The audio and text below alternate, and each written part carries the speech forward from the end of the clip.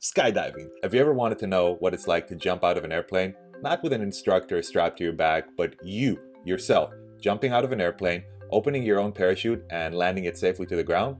Well, last year I did a course that taught me exactly these skills. It was crazy, it was amazing, and the first time I went skydiving, I couldn't even find my own parachute. So, how did I survive? What did I learn?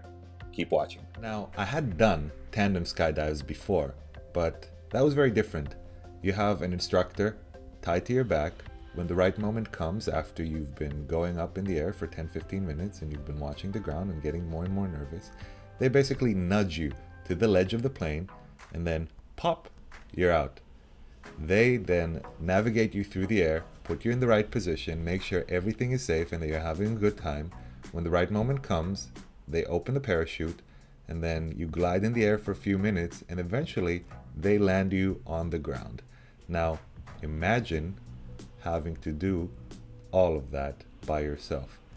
That shit is scary. So when I was living in Madrid in the end of 2017, I decided to sign up for a skydiving course.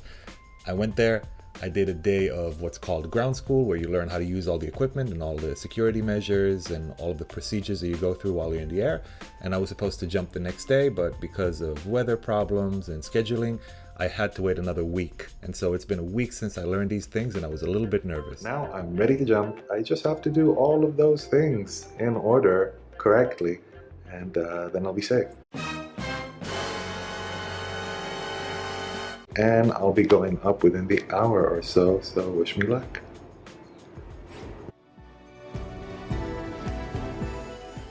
Alright, so if you want to see me afraid, this is it.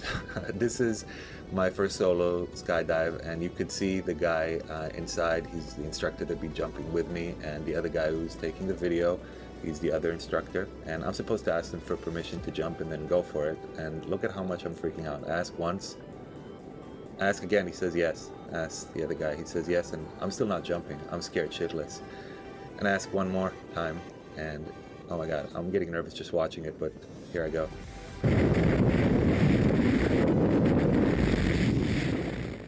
So what I'm trying to do is get over the sensory overload. You can hear how hard the air blows, and put myself in a stable position. And when I have, I'm trying to find that gray handle at the bottom of my ring, which is what I need to pull to get my parachute out. I do that 3 times, found it. And from that point on, I just check my altimeter, that thing on my left hand that tells me what altitude I'm at. And when I get to 6,000 feet, I'm supposed to wave my hand and pull my chute.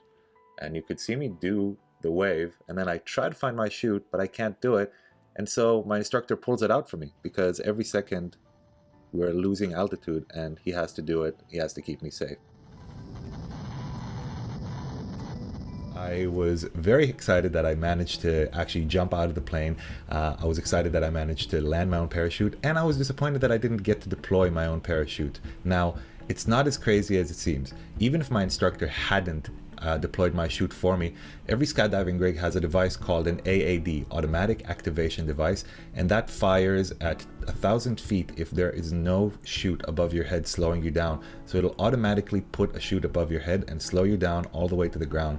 Skydiving is a lot safer than what it looks like, and in fact it's 24 times less likely than driving to cause a fatality. So take of that what you may. In the AFF course, you learn in 7 to 10 jumps, depending on the country.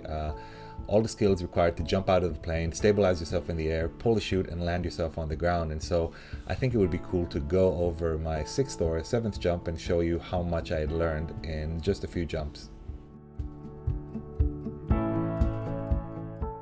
So in this jump, I'm jumping by myself. The instructor doesn't touch me. I'm getting off curled like a ball, spinning in the air, and then I find a stable position where I slow down.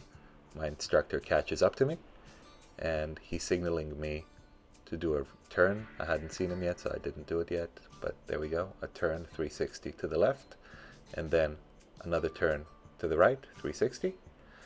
He's signaling me to stabilize. My position is good, but pretty rocky. And when he's signaling me to come towards him, I straighten my arms and legs, and it kind of makes me an arrow that makes me move towards him. He comes towards me. We shake hands. Looking at my altimeter, I'm at 6,000 feet.